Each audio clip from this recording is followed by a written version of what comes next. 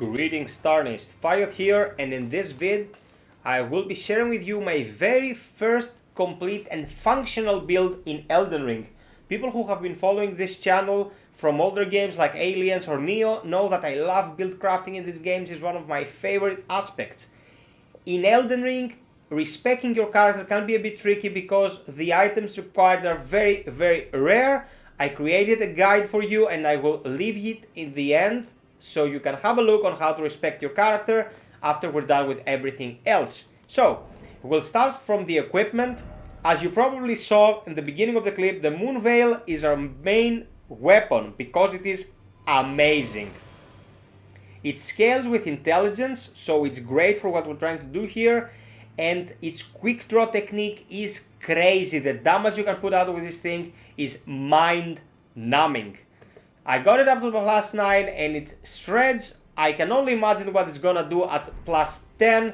As you can see here, I'm hitting for 582 with my right hand, 468 with the left. On the left I have a regular Uchi. This was my main until I got the Moon Veil. The reason we wanna power stance with Katana is because Katana also inflict bleed, and bleed at this point is bonkers in Elden Ring. Guys, everything that's made of blood, flesh and bone in this game will be decimated by bleed. I can tell you most of the bosses I had zero trouble with because they're meaty, fleshy things and you can just rip and tear at them and they go down like bricks. So these are main weapons. Of course, we're spellcasting class, so we need a staff. The meteorite staff is excellent. It's S intelligence right out of the gate, boosts gravity sorcery, and if you have a lot of intelligence on your character, this thing is gonna be amazing. I have a guide on how to get this as an annotation at the end of this video as well. Watch until the end and then you can go and wrap it up. Armor now.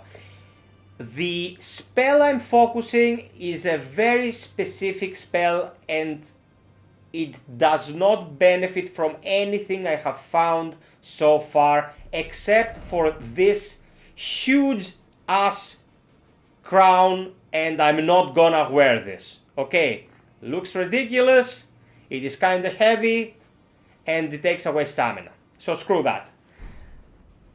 For armor, if you want to use Thorn Magic, that is all the blood spells, you can use Olberic's set and you're good to go.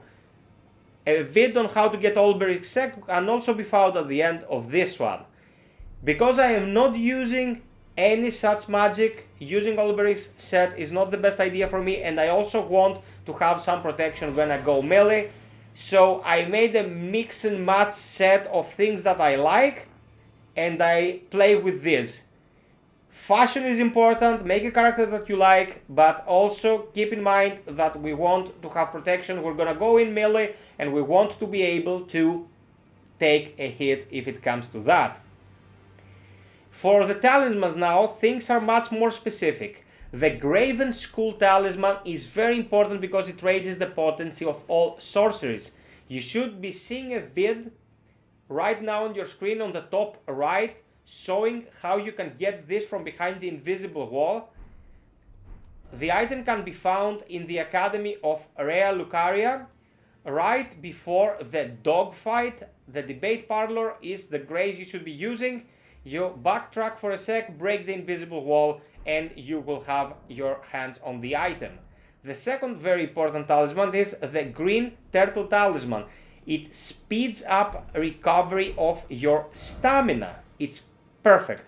And lucky as it can be acquired very early from the Summon Water Village. It's not even a combat area, it's just tortoises. You go, open the Gremlin Fog Gate with 2 stone keys, go downstairs, grab your talisman, and you are good to go. This and this are hands down the most important talismans for this build. Now for spells. You want some ranged prowess. For me, the best idea is to play until you reach the Caria Manor and grab Loretta's Great Bow. As you saw in the beginning, Loretta's Great Bow rips buttholes. It is very powerful, and with the investment in intelligence that we will be attempting in this build, it can hit insane numbers unless the enemy boasts really high resistance to magic. Even then, the fact that you can snipe people from insane distances with this thing gives it utility, even if it's not always the damage that you get. You can pull enemies safely with this, you can chip away at them whilst they're trying to close the gap, and when they come in for the melee, sit that beauty and quick draw on them and finish them in an instant.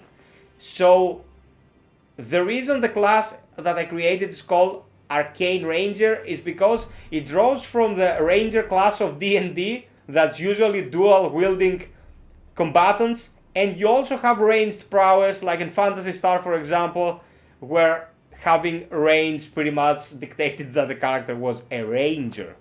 Best of both worlds, magic and melee, close quarters and ranged combat. Now, if you look at my stats, they're pretty high. The odd numbers is because of another talisman I'm using. That talisman is called Radagon's Sorceal.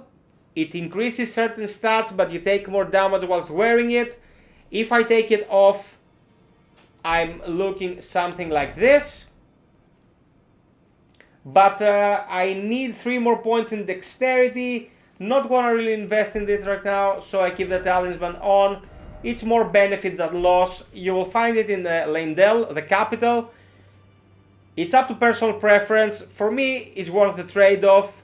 But when it comes to your stat allocation, always have at least 30 vigor, at least until the end game. Mind of 22, so we'll be able to summon the Ashen named warriors. I'm gonna show you what I mean. These are the assets that you can use with the bell for summons. This down here, Oleg, Latena, Tricia, Rollo, Lutel, and some others are the named ones. That was an interesting intervention. I was summoned to protect the host, but he had it under control. So as I was saying, a mind of 22 to be able to summon the named ashes.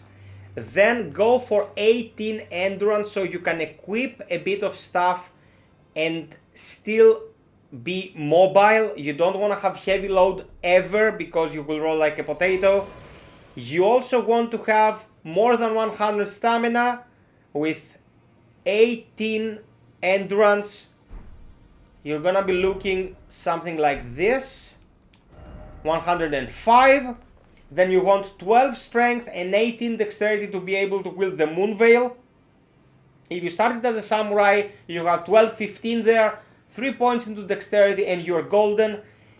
I go for 10 faith, 10 arcane to be able to use the poison nullifying incantation, and arcane 10 so I would be getting some loot out of killing enemies, and then invest in intelligence until you hit the higher levels. I suggest you go up to 52 because with 52 you will be able to use Comet, and Comet is really powerful, guys, trust me.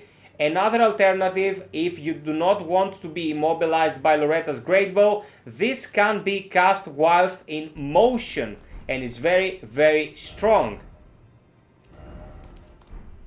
Other than that, you're good to go. The build can be attained around 60 to 70 levels in. I'm 92 at the moment, so I keep investing in stuff and strengthening the character further. But if you keep the prioritization of the stats as I suggested, you will have a very defined, very strong character before you hit the capital. You're gonna love playing like this. It's a ton of fun, very powerful, and those quick throws, mwah, perfection.